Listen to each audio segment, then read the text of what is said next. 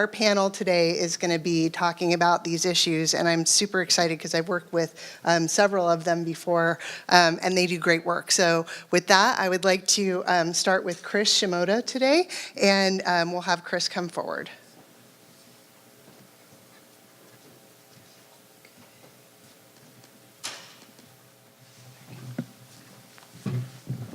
Thanks, Marnie, and thank you very much for the invitation to speak today.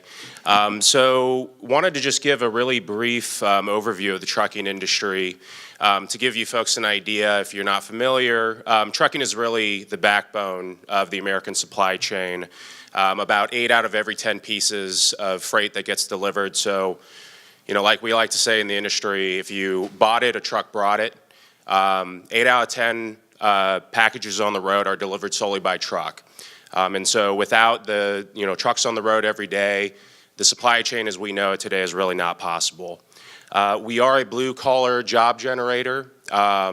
If anyone saw this study in 2015, NPR put it out, that even in the home of Silicon Valley and Hollywood and agriculture, truck driver is still the most common job here in the state of California. And it's consistently named one of the best careers that you can attain without a 4-year college education. And so, another real important fact to know about the trucking industry is that it's largely driven by small family-run businesses. 97% of the trucking companies out there run less than 20 trucks. And so the companies that everyone's familiar with, your UPSs, FedExes, maybe even some of the larger companies like Schneider, control a very small fraction of the industry. The folks that we represent at the CTA are largely second, third, and fourth generation family-owned trucking companies, and these companies really do make up the backbone of the industry. Okay, and so we were asked to talk a little bit about sustainability, and this is a phenomenal story for the industry. These graphs that you see up on the screen are representative of the evolution of the modern truck engine, going from, on the far side, back in the late 80s, when emission controls first started coming onto trucks. We've gotten, both from smog-forming pollutants, as well as some of the pollutants of concern for local communities, over 90% reductions in recent years. Things like short-lived climate pollutants, black carbon, for anyone who follows this sort of thing.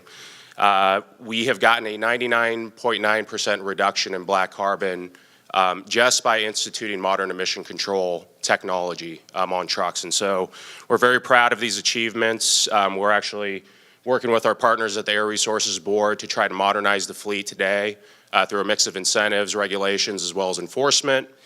And talking about some of these next steps, since this is the innovation workshop, I'm sure the gentleman from Clean Energy will have plenty to talk about on this respect. We are moving towards the next generation, even though we've gotten so much cleaner in recent years. We are definitely not done. We're still moving the bar, both on climate pollutants as well as criteria pollutants. So there are some standards working their way through the EPA, truck and trailer fuel efficiency, as well as some plans for even lower standards for truck engines for smog-forming pollutants. Sometime we expect in the next 5 to 6 years. Renewable fuels such as renewable natural gas, renewable diesel are starting to make their way to the market, reducing the greenhouse gas climate footprint of the industry. And then also we're starting to see the initial forays into electric drive zero-emission truck technology. In hybridization, there's a lot of exciting work going on here. I was actually on a conference call this morning talking to utilities and fleets as far as how we're going to coordinate the rollout of the necessary charging infrastructure to support zero-emission vehicles. And so there's a lot of very exciting work going on there. And then, the presentation you just saw, Peloton, working on the platooning technology. There's a lot of very exciting things happening in this space right now. So beyond just platooning, pretty much all of the major truck manufacturers are working on commercial versions of the light-duty self-driving vehicle today. One of the most major manufacturers of trucks in the country is Freightliner. They announced last year the Freightliner Inspiration, which is, I'm about to dive very far into the weeds right now, but a level 3 autonomous vehicle, meaning that they essentially the technology is good enough where in certain situations the driver can just take their hands off the wheel and the vehicle will take control and then give the driver a warning when it's time for the driver to take back control of the vehicle, similar to the Tesla Autopilot technology. And so that truck was in demonstration. It's expected to be available commercially here in the next couple of years. And so this technology is coming at us very rapidly.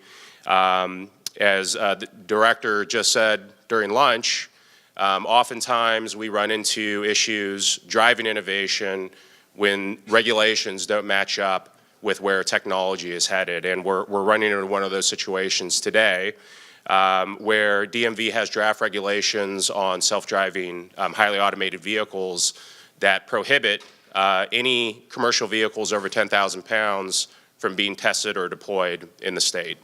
And so despite the fact that we're home to several wonderful companies, I just saw the press release from a company by the name of Embark, who's going to be working on a self-driving truck.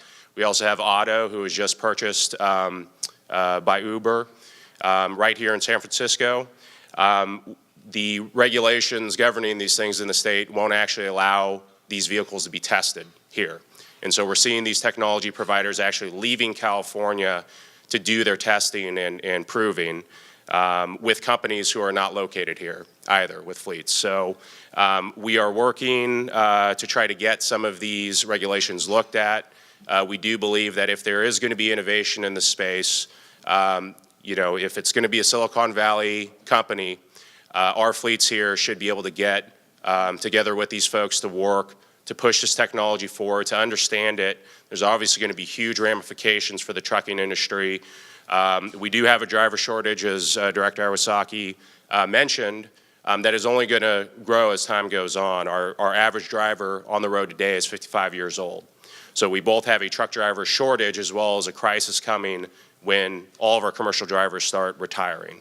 And so this highly automated vehicle technology has a lot of promise to allow the industry to continue to deliver the necessary goods and services while dealing with this massive shortage of labor. And so thanks again for the invitation to chat today, and I look forward to the discussion. Thank you.